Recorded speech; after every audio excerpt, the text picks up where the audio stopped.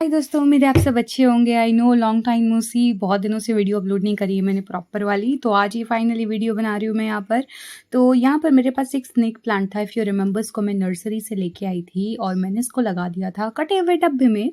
और उसके बाद में माशाल्लाह से इसकी ग्रोथ बहुत अच्छी हुई थी। साथ ही साथ मैंने 2 पत्तों से भी स्नेक प्लांट्स को प्रोपोगेट किया हुआ था।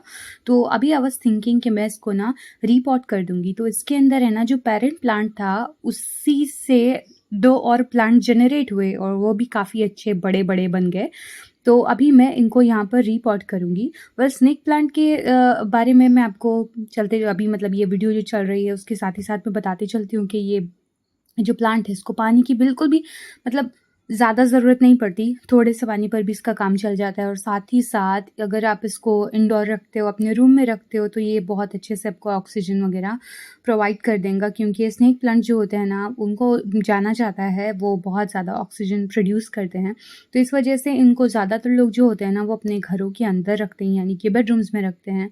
लेकिन मैं इनको अक्सर बाहर रखती थी। लेकिन अभी आपको जो पीछे 2 कंटेनर्स दिख रहे होंगे ना, उसके अंदर मैं इसको अभी अपने घर में रखने वाली हूँ, मतलब कि मेरे रूम में रखने वाली हूँ। तो यहाँ पर ये जो स्नेक प्लांट्स है, ये एज़ यू कैन सी मेरे पास 3 हैं। तो अभी मैं तीनों को यहाँ से सेपरेट करूँगी और फिर उसके बाद में सबको अलग-अलग कंटेनर्स में मैं लगा दूँगी। तो ये वाला जो है ना मेरा, ये ड्वार्फ स्नेक प्लांट है एंड आई रिमेंबर मैंने इसको 80 रुपए के अंदर खरीदा था नर्सरी से, और अभी इसको है ना मैं ट्रांसफ़र करने वाली हूँ। ऑल्सो मेरे पास है ना, मैंने हैंगिंग पॉट जो था मेरे पास, मैंने उसके अंदर भी स्नेक प्लांट्स को लगाया हुआ था। आई मीन जो मैंने पत्तों से प्रोपोगेट किए हुए थे, यानी कि मैंने इनके 2 पत्ते काटे थे और उनको मैंने मिट्टी में रखा था और फिर उसके बाद में वो अच्छी तरीके से प्रोपोगेट हो गए थे। तो आप यहाँ पर ये जो देख रहे हो ना मेरे प्लांट्स, ये मैंने पत्तों के ज़रिए प्रोपोगेट किए हुए हैं। तो मैंने बस इनको वी शेप में काट दिया था और उसके बाद मिट्टी में डाल दिया था। तो माशाल्लाह से अभी इनके भी बहुत सारे बड्स वगैरह निकलने स्टार्ट हो रहे हैं। तो आई वाज़ थिंकिंग कि मैं इनको है ना अपने बेडरूम में लगा दूँगी। ये जो छोटे वाले हैं ना, मैं उनको अपने बेडरूम में रखने के हिसाब से पॉट करूँगी, और ये जो बड़े वाले हैं इनको मैं आउटडोर्स के लिए ही करूँगी, बिकॉज़ अभी मेरे पास और पपीज़ आ गए हैं। तो इस वजह से मैं सोच रही थी ताकि इनकी ग्रोथ भी अच्छी हो जाए। तो यहाँ पर मैंने सॉइल मिक्स जो है मेरा, वो नॉर्मल अपनी गार्डन सॉइल है। हल्का सा मैंने इसके अंदर कोकोपीट मिक्स कर दिया है और यहाँ पर अलीज़ा भी मेरी मदद कर रही है। और अगेन यहाँ पर मैं और भी ज़्यादा मिट्टी ले रही हूँ। ये टोटली नॉर्मल सी गार्डन सॉइल है। अगर आप भी एक स्नेक प्लांट रखना चाहते हो ना, तो जस्ट रिमेंबर दैट कि इसको इतना ज़्यादा पानी की ज़रूरत नहीं पड़ती। ये बहुत कम पानी में भी सर्वाइव कर सकता है आसानी के साथ में। तो उस तरीके का प्लांट है ये, तो उसी हिसाब से मैं अपने प्लांट को भी पॉट कर रही हूँ। तो ये जो 2 कंटेनर्स आपको दिख रहे हैं ना छोटे-छोटे, मैं सोच रही हूँ उनको मैं अपने बेडरूम में रखूँगी फॉर मोर ऑक्सीजन, और ये बड़े वाले को बाँध कर रख दिया, और ये जो हैंगिंग वाला है ना, तो उसको भी मैंने अच्छी तरीके से हैंग कर दिया।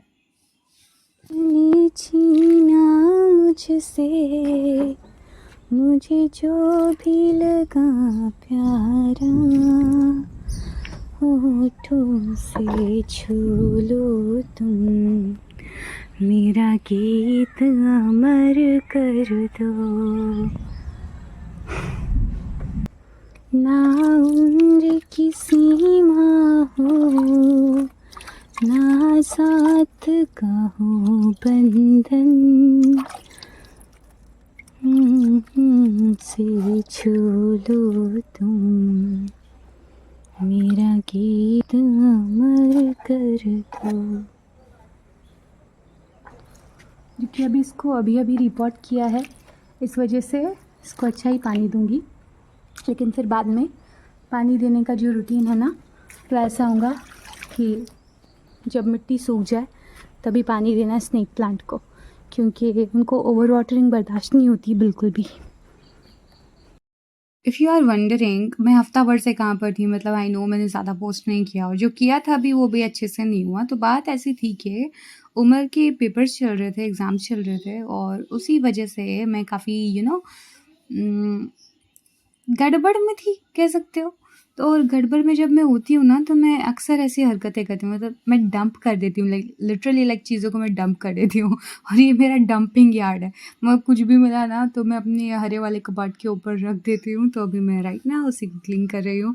एज़ यू कैन सी, मैंने बहुत सारा पसारा लगा लिया है, मतलब कि मैं ऐसा बोलूँगी अगर मेरे पास एक कोई काम है ना तो I am not a really focused person कि मैं काफ़ी सारे काम एक साथ में अच्छी तरीके से कर लूँगी। नो, मेरा काम एक ही मतलब मेरा फ़ोकस एक ही जगह पे होता है और जब तक वो चीज़ हो जा नहीं जाती ना तब तक मैं मतलब ऐसे ही पड़ी रहती हूँ। तो ये बात है। मैं ये नए-नए पार्सल्स भी आए हैं, मैं आपको दिखाऊँगी उन सबको खोल-खाल के और राइट नाउ तो मतलब मेरा हाल देख ही सकते हो आप कि मैंने क्या-क्या करके रखा है। तो मतलब कि जो भी चीज़ें मिली, मैं लिटरली उनको डंप कर रही थी। आई वाज़ जस्ट लाइक है सब फेंक दो उधर ही, वो हरे वाले कबर्ड के ऊपर ही रख दो क्योंकि मुझे अच्छा नहीं लगता मतलब ऐसे कबर्ड्स है खुले हुए पड़े हुए, लेकिन कबर्ड में मैं ऐसे ठूस-ठास के रख दूँ मतलब अनऑर्गेनाइज़ तरीके से, तो मुझे पसंद नहीं। तो मुझे ऐसा लगता है कि नज़र के सामने ही मैं ढेर कर देती हूँ, फिर उसके बाद मैं उसको उठा दूँगी। लेकिन फिर वो ढेर होते काफ़ी ज़्यादा बढ़ गया था एज़ यू कैन सी।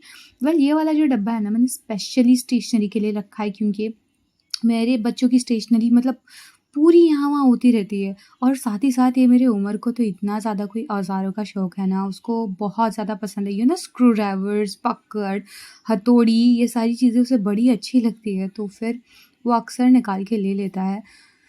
तो यस तो वो भी यहाँ-वहाँ हो जाता है। सच्ची कहूँ तो मैं खुद भी ऐसी हूँ कि मैं नॉर्मली ऐसे मैं कुछ डंप नहीं करती हूँ ना, कबर्ड वगैरह में डंप नहीं करती। मैं नज़र के सामने डंप करती हूँ। तो right now it's all clean now. अभी अच्छी तरीके से सब कुछ क्लीन हो गया है। मैं यहाँ पर बटन वगैरह भी टाँक रही थी उमर के से तो वो सारी चीज़ों का भी मेस पड़ा हुआ था और राइट नाउ अभी ये सब कुछ इज़ ऑल क्लीन नाउ। तो अभी काफ़ी अच्छा लग रहा है, काफ़ी अच्छा फ़ील हो रहा है। तो ये मेरा आप कह सकते हैं ऑर्गेनाइज़ करने का तरीका है कि मैं नज़र के सामने डंप कर देती हूँ ताकि कबर्ड के अंदर वगैरह उतनी ज़्यादा गंदगी ना मचे।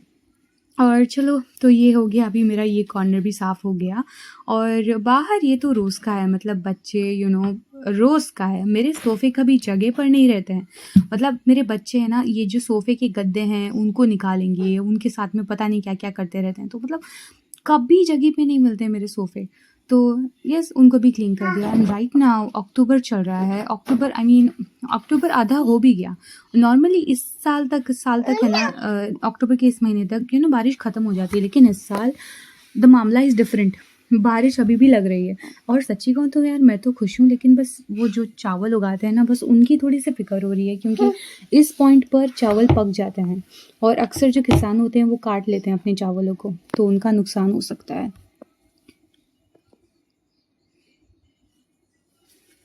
फिर ये मेरे कुछ पार्सल्स मैंने मीशो से मंगाए थे। मुझे कुछ क्लीनिंग वाला ही मोस्टली सामान चाहिए था। मुझे फ़िल्टर चाहिए था, मुझे ब्रश चाहिए था फ्लोर को क्लीन करने के लिए and I also wanted this एक और चीज़ चाहिए थी जो मैं आपको बताती हूँ। तो फर्स्ट तो ये ब्रश है, ये ₹200 का ब्रश है जिसको मैंने मीशो से ऑर्डर किया था और मेरे बच्चे भी मेरे साथ में अनबॉक्स कर रहे हैं यहाँ पर। तो ये जो ब्रश है ना इसके साथ ही साथ वाइपर भी आता है। इट्स नॉट रियली फ्लेक्सिबल, थोड़ा-सा फ्लिम्सी सा है बट सच्ची कहूँ तो काम चल सकता है और मैंने इसको यूज़ भी किया एंड इट वाज़ गुड, मतलब ठीक था, अच्छा ही था और कोई ऐसी मुझे बुराई नहीं लगी उसमें। वाइपर भी अच्छे से काम कर रहा था, the brush was working well.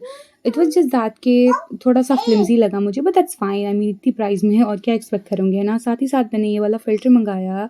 It was for rupees 112, 112 का था ये। इसके अंदर कुछ बीड्स वगैरह इस तरीके की डली हुई है। साथ ही साथ एक रिंग दी गई है फिट करने के लिए। तो इस फ़िल्टर को भी मैंने अपने नल को लगा लिया है। अच्छा ही काम कर रहा है ऑनेस्टली। और साथ ही साथ मैंने ये बॉटल क्लीनर मँगाया था। ये भी कुछ ₹80 का आई थिंक। तो मीशो पे तो मीशो पे बहुत ज़्यादा सस्ती चीज़ें मिलती है। इसका जो बेस है सिलिकॉन से बना हुआ है, अच्छा खासा लंबा डंडा दे रखा है साथ में। तो मैंने सोचा मैं यूज़ कर लेती हूँ। अभी मेरे यहाँ पे क्या हुआ है पता है आपको, बारिश हो रही है ना तो उस वजह से हमारा पानी जो है वो ऊपर गवर्नमेंट वाला पानी ऊपर से है ना एकदम कभी-कभार एकदम सा मैला सा आ जाता है। तो उस दिन मैंने अपना गलती से इस बॉटल को फिल कर लिया और मैंने वो उसको ऐसे ही रखा, तो उसके कोने में पूरा जो मिट्टी वगैरह जो था ना वो बैठ गया एकदम ऐसे जाम बैठ गया। तो मैंने सोचा चलो इस प्रोडक्ट को अभी यहीं पर ट्राई कर लेते हैं कि किस तरीके से काम करता है ये। पहले है ना मैंने नॉर्मली बस ऐसे ही डाला, थोड़ा-सा पानी ऐड किया और उसको क्लीन करने की कोशिश की लेकिन हुआ नहीं। सो उसके बाद में मैंने थोड़ा-सा लिक्विड वॉश लिया, मतलब लिक्विड सोप लिया और फिर उसके बाद में उसको बॉटल के अंदर थोड़ा-सा पानी डाल के ऐड कर दिया और फिर उसके बाद में इसको मैंने उमर क्या कर रहे हो बेटा? मैंने इसको क्लीन करना स्टार्ट कर दिया। ये दोनों बच्चों ने ना मेरे पे धावा बोल दिया है अभी। ओके, तो एज़ यू कैन सी इसके जो बेस था ना वो तो क्लीन हो गया, लेकिन जो कॉर्नर्स थे ना वो सही तरीके से क्लीन नहीं हुए, हालाँकि मैंने काफ़ी ट्राई किया। तो अभी मेरा इरादा ऐसे मैं ना बॉटल के अंदर थोड़ा-सा साबुन और थोड़ा पानी भर के रखूँगी, और तब ये बहुत अच्छी तरीके से अगर लूज़न हो जाएगा ना तो फिर उसके बाद मैं एक और बारी कोशिश करूँगी। ओवरऑल कीमत के हिसाब से प्रोडक्ट काफ़ी अच्छा लगा मुझे तो वैसे। तो अगर मैं बोलूँगी अगर आप भी खरीदना चाहते हो तो ऐसी बॉटल्स को मत लो जिसके अंदर कॉर्नर्स होते हैं, जो थोड़ी-सी अप एंड डाउन होती है, वैसे सारी बॉटल्स वैसे ही होती है। तो येस, तो यही बात है। वेल, आपको आज का ये वीडियो कैसा लगा कमेंट करके ज़रूर से बताना, और मैं मिलती हूँ आपसे अगली वीडियो में। तब तक के लिए आप ये सुंदर सा आसमान देखिए और गाना एन्जॉय कीजिए।